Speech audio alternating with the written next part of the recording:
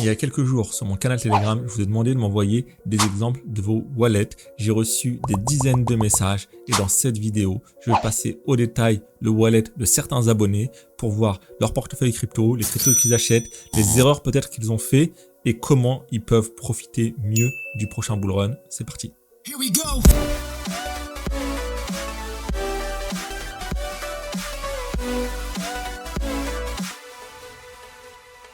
Alors avant de commencer la vidéo, on va commencer par deux petits rappels. Le premier rappel, c'est que tu peux accéder à l'intégralité de mon portefeuille crypto en cliquant simplement sur le lien qui est dans la description. Tu vas pouvoir accéder à toutes les cryptos que moi j'ai achetées, les cryptos sur lesquels je suis positionné pour le prochain bull run, les 52 cryptos de mon portefeuille, les thématiques que j'ai choisies, etc.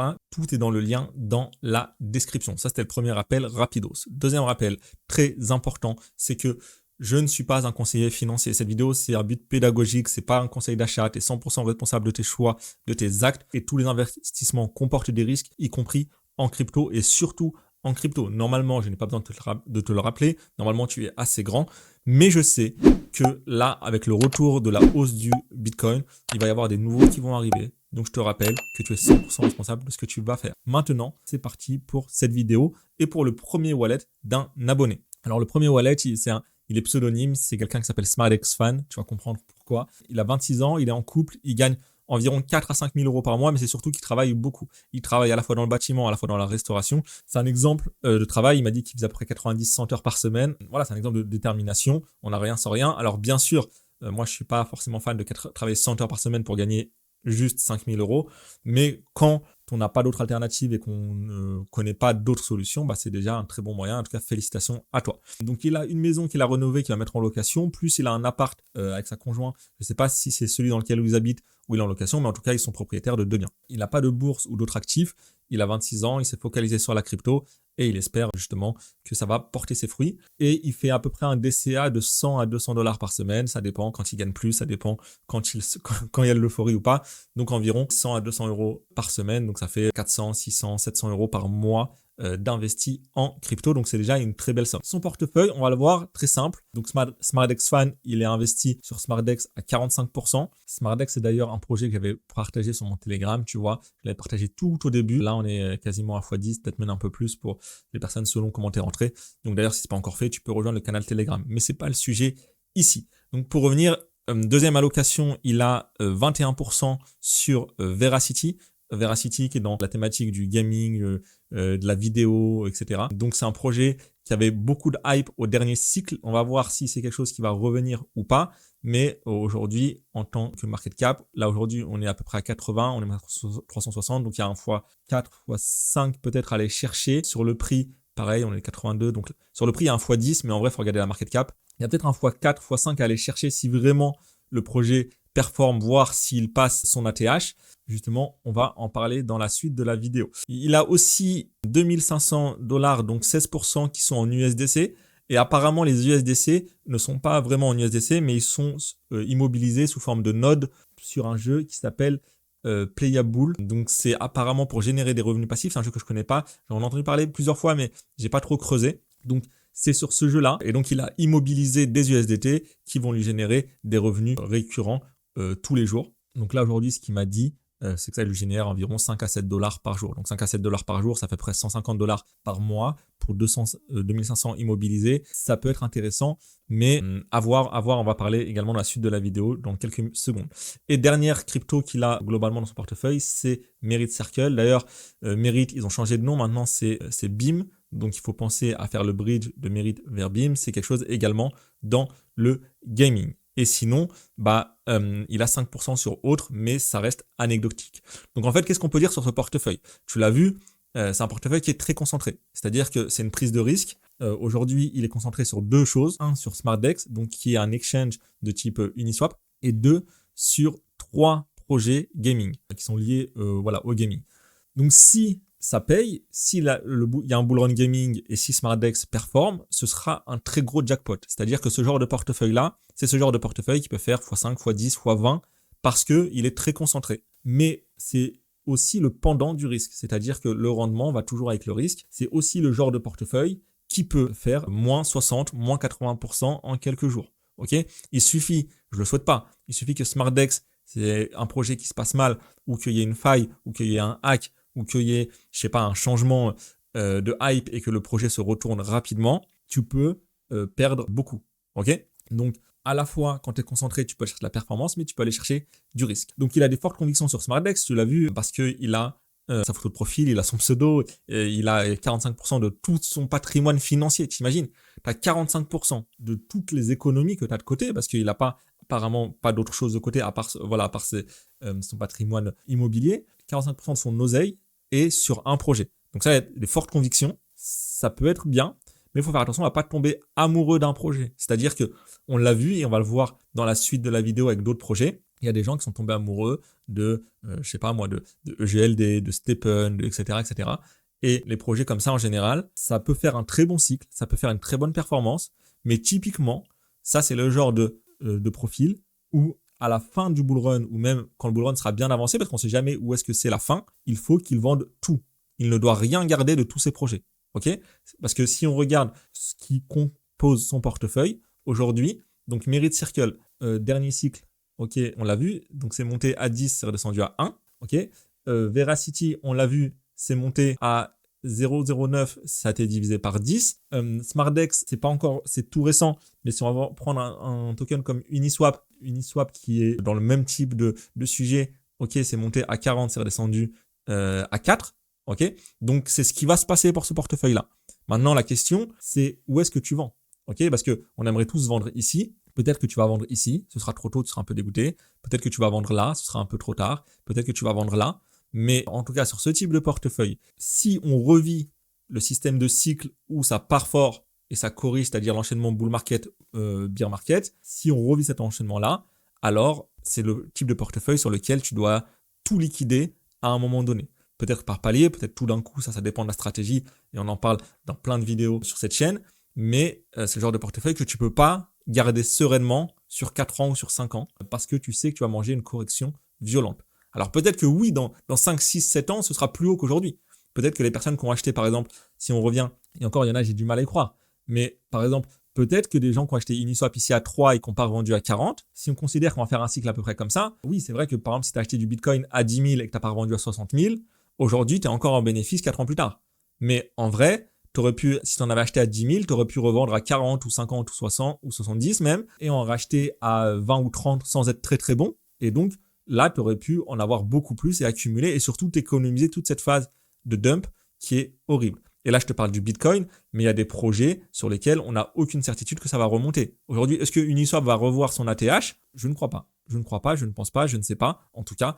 Et c'est pas quelque chose sur lequel je miserai personnellement. Il y a aussi un petit point de vigilance, c'est attention au rendement passif, c'est-à-dire que aujourd'hui, il a quelque chose qui va lui cracher, je ne sais pas combien de têtes, peut-être 8-10% sur l'USDC.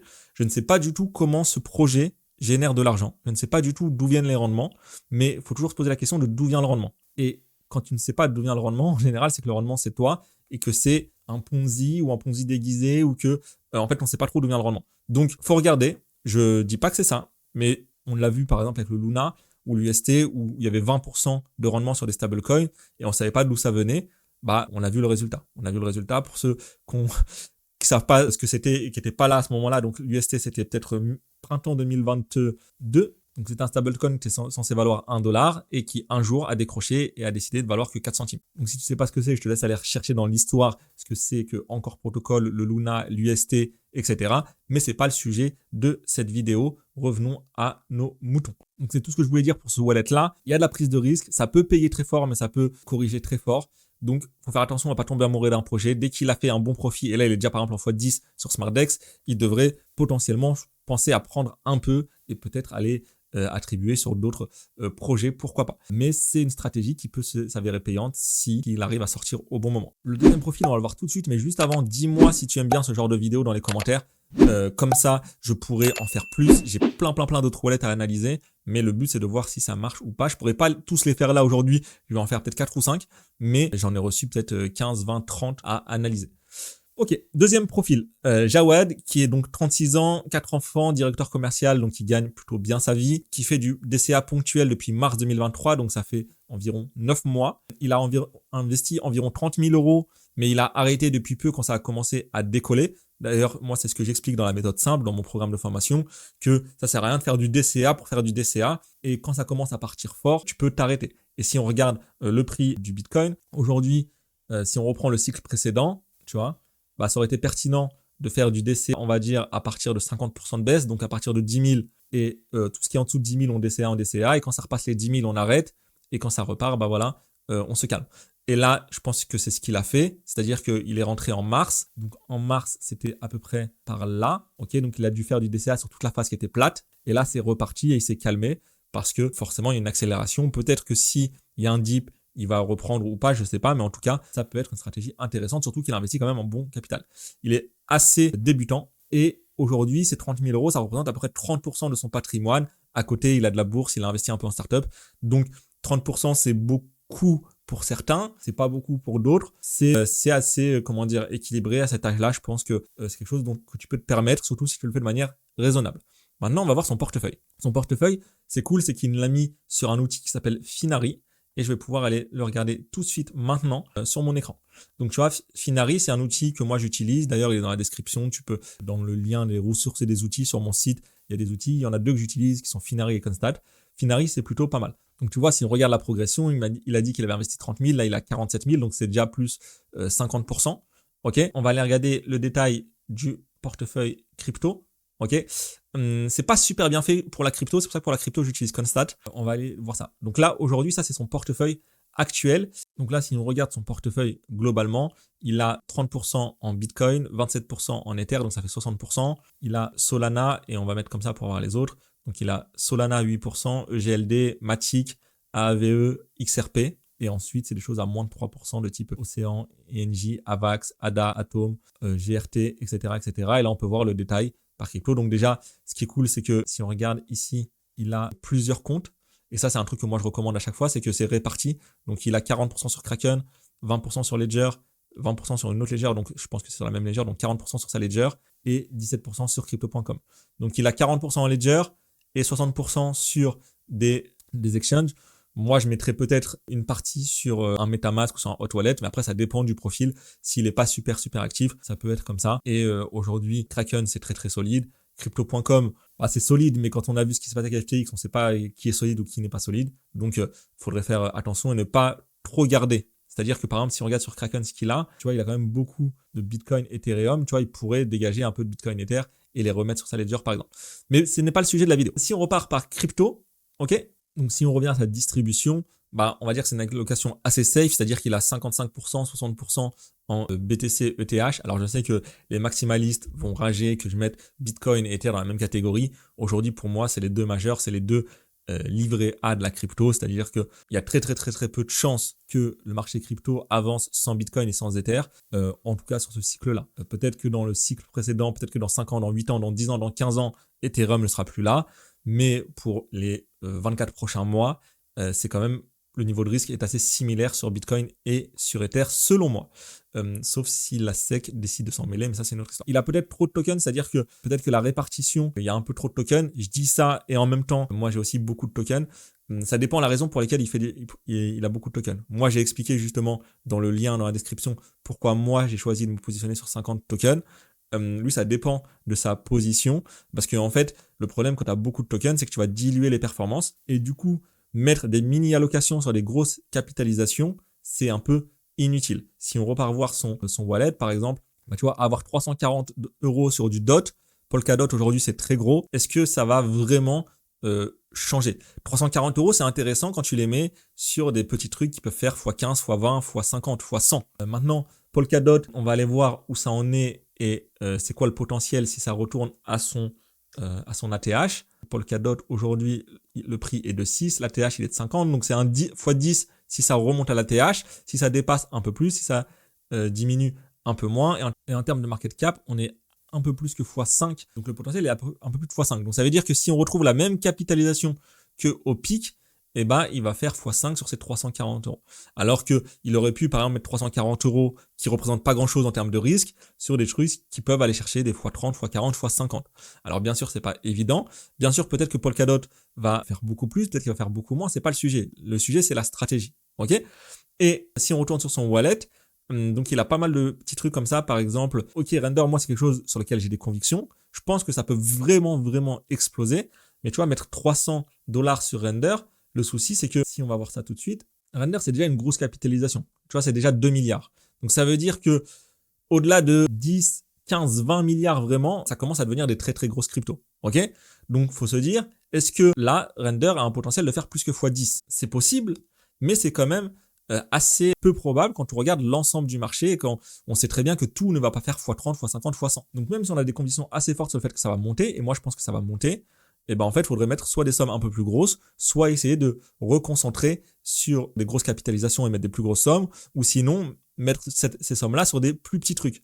OK? Et le dernier point pour ce wallet-là, c'est de se fixer un objectif de revente global. C'est-à-dire, OK, aujourd'hui, je sais très bien, je suis à 47 000 $. On va aller regarder ça encore une fois pour apprécier la petite hausse progressive et continue de son wallet. Ça fait vraiment plaisir. Maintenant, à combien je revends? OK? Est-ce que mon objectif, c'est d'arriver à 100 000? Est-ce que mon objectif, c'est d'arriver à 200 000? Est-ce que mon objectif, c'est d'arriver à 500 000? Et forcément, si l'objectif, c'est d'arriver à 500 000 et donc de faire un x10 dès maintenant, c'est pas le bon portefeuille. OK? Parce que tu feras pas un x10 avec ce portefeuille-là, parce qu'il y a trop de BTC, il y a trop de TH, il y a trop de grosses capitalisations. Maintenant, si l'objectif, c'est simplement de faire un x2, et encore faire un x2, c'est pas donné à tout le monde, c'est pas facile, ça peut être ce type de portefeuille. OK? Donc, c'est de se fixer un objectif de revente et de se dire, si moi, mon objectif, c'est d'être safe et de juste transformer 30 000 en 100 000 en un an, x2 à partir de maintenant, après tout sortir, ça peut être un bon portefeuille. Maintenant, si le but, c'est d'aller chercher beaucoup plus de rendement, bah, il faut équilibrer. Et encore une fois, je te le rappelle, parce que faut que je le dise, là aujourd'hui on parle de rendement, parce que sur la crypto, on a déjà vu des x5, des x2, des x10, des x50. Maintenant, je ne suis pas devin, je n'ai pas de boule de cristal. Ça se trouve, on va tous se faire niquer et que le Bitcoin ne reverra jamais la TH et que ça va aller à zéro. OK? Donc ça, il faut en avoir conscience que c'est pas parce que je te dis que oui, il va faire x2 qu'il va vraiment faire x2. Ça se trouve, il va faire fois rien du tout. On va tous se faire piéger et tout ça ne sera qu'une vaste fumisterie et on n'en entendra plus parler dans 2 ans ou dans 3 ans. C'est absolument pas ce en quoi je crois, mais c'est un scénario qui est possible et il faut en avoir conscience quand tu investis ton argent. On passe à un autre profil. Yanis, 24 ans, célibataire, sans emploi, la vie est belle. Au dernier cycle, il est passé de 2 000 à 50 000 euros. Donc ça, c'est très très propre. Et ce qui s'est passé, c'est que dans l'euphorie, il a rechargé avec 30 000 euros au top et il est monté à peu près à 100 000 euros. Et actuellement, bah, il est en perte parce que comme beaucoup de personnes, c'est l'euphorie. Tu remets de l'argent et tu perds de l'argent. Donc actuellement, il est en perte et il est à 100% crypto et il n'a pas pu recharger dans le bear market parce que les temps sont durs, parce que l'inflation, parce qu'il est sans emploi, etc., etc. Donc c'est typiquement le genre de personne, ça arrive, et c'est pour ça qu'il y a même des personnes qui perdent de l'argent en bull run, c'est que, imaginons que tu as fait le bon move ici, et tu as bien acheté ici, ok? Quand on arrive dans une phase comme ça, ce que tu dois faire, c'est que tu dois revendre, ok? Et donc lui, c'est ce qui s'est passé quand il est passé de 2 000 à 50 000, c'est qu'il a fait un truc comme ça. Mais à un moment donné, dans l'euphorie, dans la phase de peut-être assez mort, ah là c'est reparti, on va aller à 100 ou 200 000 et on était tous dans cette phase-là, tu fais des dingueries. Et là, peut-être qu'il a emprunté de l'argent, peut-être qu'il a revendu sa voiture, peut-être qu'il a vidé son livret A et son PEL pour investir en crypto. Ok? Et dommage pour lui, et comme dommage pour beaucoup de gens, bah, il s'est mangé toute la baisse. Et aujourd'hui, son portefeuille est en négatif. Donc c'est pour ça qu'il faut faire très attention à ses émotions et c'est un très bon exemple. Et ça arrive à beaucoup de personnes. Aujourd'hui, son portefeuille, c'est quoi? 40% en BTC, 8% en Ether. Ça, donc, c'est une capture d'écran de Constat. C'est l'outil que j'utilise aussi pour mes cryptos. 6% en AVAX, du EGLD. Et il a dit qu'il avait aussi 10% en stablecoin. Enfin, pas 10%. Il a aussi 10 000 euros en stablecoin, ce qui est énorme sur un portefeuille de 22 000 euros. Donc, ça veut dire qu'il a plus de stablecoin que de Bitcoin. Quand on regarde son portefeuille, je te le fais rapidement. Donc, Bitcoin, Chiliz, Ethereum, BNB, AVAX, XRP, EGLD, Polkadot, XLM, Theta, Atom. Et je m'arrête là, parce qu'après les autres, ça devient anecdotique. Quand je vois ça, moi, je vois le portefeuille de quelqu'un qui est resté bloqué en 2021. Ok? Et c'est une erreur que moi aussi j'ai faite pendant plusieurs mois avant de m'en rendre compte. Pendant plusieurs mois, par exemple, sur les phases de baisse ici, je regardais ces cryptos-là et je me disais, ok, est-ce que j'arbitre entre du Chiliz, du Polkadot, machin, etc. Et en fait, il y a un moment donné où je me suis dit, les nouveaux qui vont arriver là, qui vont arriver quand le Bitcoin il va commencer à repartir et qu'ils vont arriver bientôt et ils commencent déjà à arriver. Ok, les nouveaux qui vont arriver dans cette phase-là, est-ce qu'ils vont aller acheter du Polkadot ou est-ce qu'ils vont aller acheter des nouvelles tendances? Ok. Et quand on regarde ce qui a performé sur le cycle d'avant, ok, c'est-à-dire que là, si on repart en 2021 à peu près à la TH, ce qui était là, bah Solana c'était un nouvel arrivant. Ok, Avalanche c'était un nouvel arrivant. Terra Luna c'était un nouvel arrivant. Ok, Crypto.com c'était un nouvel arrivant. Et on pourrait comparer avec 2017, on pourrait comparer avec le top d'aujourd'hui. Moi, je pense qu'il y aura des nouveaux arrivants. On en a parlé notamment de BitTensor, de Tao, qui va probablement finir dans le top 10 ou dans le top 20. On a parlé de Render il y a quelques minutes qui, je pense, peut aller chercher des grosses positions, mais il y aura des nouveaux arrivants. Et le problème, en étant focalisé sur ça, sur des cryptos, entre guillemets, du passé, c'est que il y a des cryptos qui vont jamais revoir un ATH. Par exemple, des choses que moi j'avais, dont je me suis séparé, Polkadot, je m'en suis séparé. Chiliz, je m'en suis séparé. EGLD, j'ai hésité. Tu vois, EGLD, j'ai hésité. EGLD, si on va voir, je sais qu'il y a beaucoup de fanatiques de EGLD. D'ailleurs, mettez-moi en commentaire si vous êtes fan de EGLD. On va voir la courbe. Aujourd'hui, EGLD, est-ce que ça peut revoir son ATH? Donc là, aujourd'hui, on est à 40. ATH à plus que x10.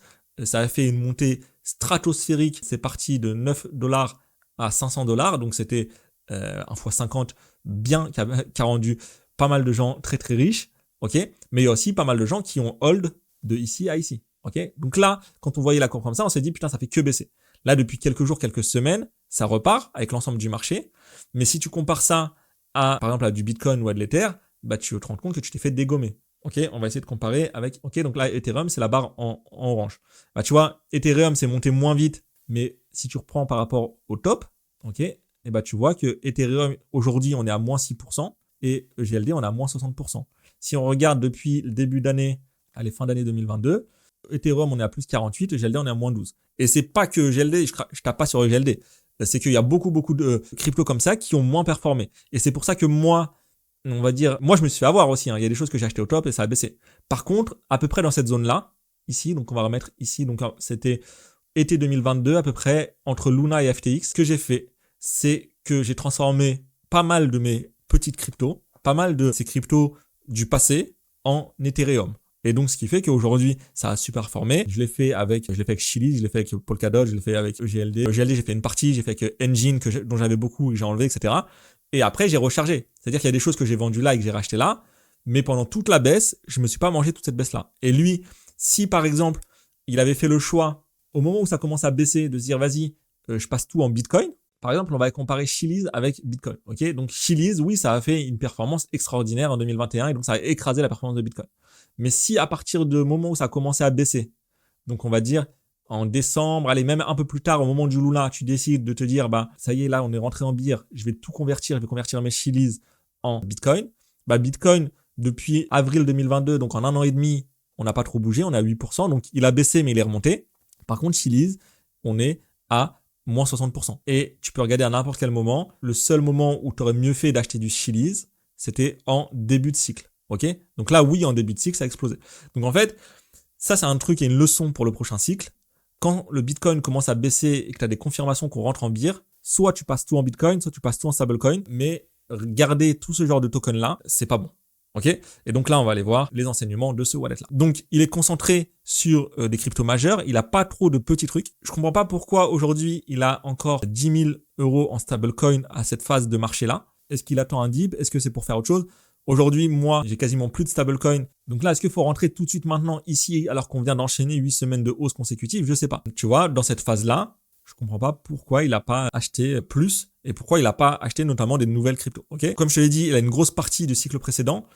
Quasiment l'intégralité, c'est des cryptos du passé. Et ce qui peut se passer justement avec des cryptos qu'on fait plusieurs cycles, c'est qu'ils font un premier ATH, mais ils font pas de deuxième ATH. Donc ça, c'est l'exemple de Kutum.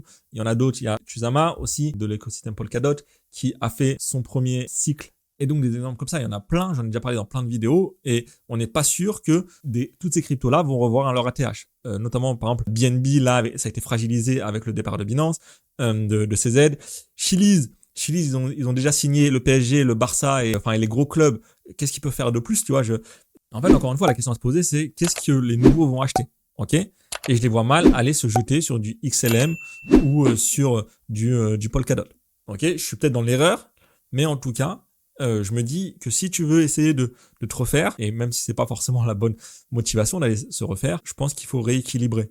Et la bonne question à se poser, c'est pas de te dire ah mais non mais j'ai trop perdu sur Chiliz, je veux pas aller encaisser mes pertes maintenant. La question à te poser, et c'est une question à se poser pour tout le monde, on va reprendre le portefeuille, par exemple sur Chiliz, tu as 2500 €. Ok. La question c'est si aujourd'hui tu avais 2500 $ de stablecoin, sur quel token les mettrais-tu? Ok. Est-ce que tu les mettrais tout de suite maintenant sur Chiliz? Si la réponse est oui, ça veut dire que tu penses qu'il y a du potentiel, et tant mieux, ça va peut-être remonter, et en tout cas, tu as des convictions. Si la réponse est non à cette question, qui est est-ce que je remettrai tout de suite 2500 $ sur Chiliz? Si la réponse est non, c'est que tu le gardes uniquement parce que tu l'as déjà. Il ne faut pas faire ça. Il faut le garder parce que tu penses que ça va remonter. Si tu n'es pas prêt à remettre 2500 balles d'argent frais sur Chiliz tout de suite maintenant, c'est que tu penses que ça ne va pas monter. Et donc, dans ce cas-là, il ne faut pas les mettre. Tu vois, par exemple, si tu me poses la question aujourd'hui, est-ce que tu mettrais 30% de ton oseille sur Bitcoin? Moi, je le ferai. Et c'est à peu près ce que je fais. Ok? Toi, aujourd'hui, si tu me dis, est-ce que Amine, tu es prêt à mettre 30% de ton capital total sur BTC? Moi, je pourrais dire oui. Ok? Et pourquoi pas? Et je le ferai. Mais est-ce que tu me dis, est-ce que tu es prêt à mettre 10% de toute ta fortune, de tout ton oseille, de toutes tes économies sur Chiliz? Bah, je le ferai pas. Ok?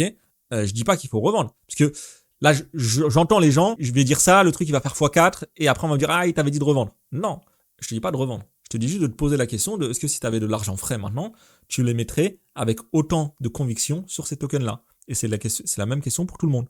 Et peut-être que oui, Chiliz va faire x2 ou x3 ou x4, mais peut-être que tu aurais pu acheter une autre crypto qui peut-être va faire x5, x6, x10 dans le même temps. Et je te parle pas d'aller chercher des petites cryptos qui servent à rien ou des shitcoins. Je te parle d'aller chercher des projets qui build, des projets qui sont en tendance, des projets qui sont sur des bonnes narratives qui sont porteuses. Et peut-être ça va mieux se passer. En tout cas, moi, c'est comme ça que je le ferai. Mais chacun est libre de ses choix et ce n'est absolument pas un conseil. Voilà, c'est exactement ce que je viens de dire. Attention à ne pas rater les nouvelles tendances. Là, on est beaucoup sur des trucs historiques et c'est pas sûr que ce qui a marché en 2021 remarche en 2024. Prochain profil, celui-là, je l'aime bien. Je l'aime bien, mon préféré. Enfin, pas mon préféré, mais je l'aime bien. Stéphane, 50 ans, chef d'entreprise. Il a démarré en février 2023. Il a investi 12 000 € et il est actuellement environ 30% en crypto. À côté, il a d'autres choses. Il a de la bourse, etc., etc. Et il fait 2 000 € de DCA par mois en bourse. Donc les 12 000 €, je ne sais pas s'il les investit en une fois ou en DCA. Mais aujourd'hui, son wallet affiche un plus 50%, on va dire. Sa répartition, la répartition du roi, 85% Bitcoin, 15% Ethereum. Alors ce type de wallet, pourquoi je l'ai mis? Parce que c'est le wallet typique du daron qui veut pas se prendre la tête. Il veut pas regarder les courbes. Il veut pas chercher des infos de je sais pas quoi, de qui a fait quoi, qui a dit quoi. Et juste, il se dit, j'ai compris que la crypto, c'était le futur. J'ai compris qu'il y avait du potentiel et je vais aller m'exposer à ce sujet-là. Je vais aller m'exposer à ce marché-là sans prendre trop de risques. Ok, la crypto reste risquée, mais on se comprend. Le risque relatif d'acheter du Bitcoin ou d'acheter un top 1000 à 200 000 de market cap, c'est pas du tout le même. Et donc là, il est tranquillou bilou. J'ai posé mon oseille sur Bitcoin. J'ai pris un peu d'Ether pour aller chercher du dynamisme. Mais voilà, je suis là pour le long terme. Et typiquement, c'est le genre de portefeuille sur lequel tu peux revenir dans 5 ans, dans 7 ans, dans 8 ans. Alors bien sûr qu'entre les deux, tu vas te manger une baisse. Mais dans 5 ans, dans 7 ans, dans 10 ans, moi, je suis assez confiant que le Bitcoin sera encore là. Et si on regarde la tendance long terme, ça monte. Alors oui, entre les deux, si on enlève l'échelle logarithmique et qu'on se met en normal, peut-être qu'on va faire un truc comme ça. Et que du coup, forcément, dans la descente, il va encore se manger une phase de bear market, ce qui est possible. Mais en vrai, c'est vraiment le portefeuille tranquillou bilou, j'ai pas envie de me prendre la tête, tu vois. Il a zéro stress, zéro gestion au quotidien et il n'est même pas obligé de regarder le prix de la crypto. La question, c'est juste quand est-ce que je veux sortir. Ok. Probablement qu'il va surperformer la majorité des débutants. C'est-à-dire que si on prend des gens qui sont rentrés et qui ont mis la même somme que lui et qui ont démarré en même temps que lui, probablement qu'il va gagner plus d'argent dans les prochains mois parce qu'il fera moins de bêtises. Ok. Parce que la majorité des débutants perdent de l'argent. Il y a des débutants, enfin même beaucoup de gens perdent de l'argent même en bull run. C'est-à-dire que dans une phase comme ça, il y a des gens qui perdent de l'argent. Parce que comment tu fais pour perdre de l'argent comme ça? Tu te dis, il faut être débile. Si c'est ton premier cycle, tu peux pas comprendre comment tu peux perdre de l'argent ici. Mais en vrai, comment tu perds de l'argent? Tu rentres là. Ok, tu as démarré la crypto, tu rentres là. Tu dis, ouais, putain, ça commence à baisser. Je vends tout. Tu vends ici. OK? Ici, tu vends. Tu te dis, ouais, OK, c'est cool, etc. Là, ça repart. Ça repart. Tu dis, non, mais ça va baisser encore plus. Ça va baisser encore plus. Tac. Et ça repart pas. Ça baisse pas. Et du coup, comme ça baisse pas, toi, tu fais quoi? Tu rachètes ici, par exemple. Donc, déjà, tu as perdu ce delta-là. Après, le chemin se fait. Ça monte. Là, tu dis, bon, vas-y, je le sens. Là, il y a une petite baisse. Tac, tu revends ici. Mais en fait, tu te fais niquer. Tu rachètes ici, etc., etc., etc. Et quand ça commence à baisser ou quand ça monte trop fort, par exemple, là, tu dis, ah, là c'est monté trop fort. C'est monté trop fort, c'est sûr que je vends et ça va rebaisser. Là, tu achètes, enfin, tu vends. Donc là, tu vends parce que c'est monté trop fort. Et en fait, il se passe quoi? Bah, ça continue de monter, etc., etc., etc. Et tu paniques. Là, tu dis, c'est bon, la crypto, c'est fini parce que ça a trop baissé. On rentre en bear market. Tu vends ici. Ah ben non, putain, c'est pas encore le beer, tu rachètes ici. Et tu fais ça sur plein de cryptos. Tu achètes des cryptos qui meurent du jour au lendemain. Bref, il y a plein de scénarios dans lesquels les gens peuvent perdre de l'argent en bull run. Et j'en suis le premier témoin. J'ai vu ça des dizaines et des dizaines de fois. Ok? La seule question qu'il doit se poser, c'est quand sortir. Ok? C'est-à-dire que si on regarde sur le long terme, est-ce que lui, par exemple, si on reprend et qu'on repart dans le passé, est-ce qu'il est prêt à manger une baisse comme ça et une remontée comme ça? Ou est-ce que il se dit, bah moi, j'ai envie de faire mon petit x2, x3 sur la montée et après je sors. Parce que tu vois là aujourd'hui son portefeuille à lui, il a déjà fait plus de 50%, donc ça veut dire que s'il fait juste x2 par rapport à maintenant, il aura fait x3 sur son portefeuille global. Pour beaucoup de jeunes qui rentrent dans la crypto, machin, etc., ils se disent x3 c'est inutile, je suis pas là pour faire un x3. Ok, on est là pour chercher des performances, mais en réalité faire x3 c'est déjà très bien, et il peut très bien se dire, bah voilà, moi je sors à x3 dans 6 mois, dans 1 an, et ciao, tu vois. Ça peut être une stratégie. Mais la question, c'est toujours se dire, ok, quel est l'objectif? Quand est-ce que je vais sortir pour ne pas me faire surprendre? Si ça t'a plu, tu peux aller voir le détail de mon portefeuille dans la description. Je t'explique tout ça dans la description. Si ça t'a plu aussi, pense à mettre un autre commentaire pour que je fasse d'autres analyses comme ça de wallet parce que j'ai pas eu le temps de tout faire ici. Le lien est dans la description si tu veux voir mon portefeuille à moi. Et n'oublie pas de me suivre parce que je fais plusieurs vidéos par semaine pour t'aider à gagner ta liberté grâce à la bourse, à la crypto, à l'investissement. Ciao!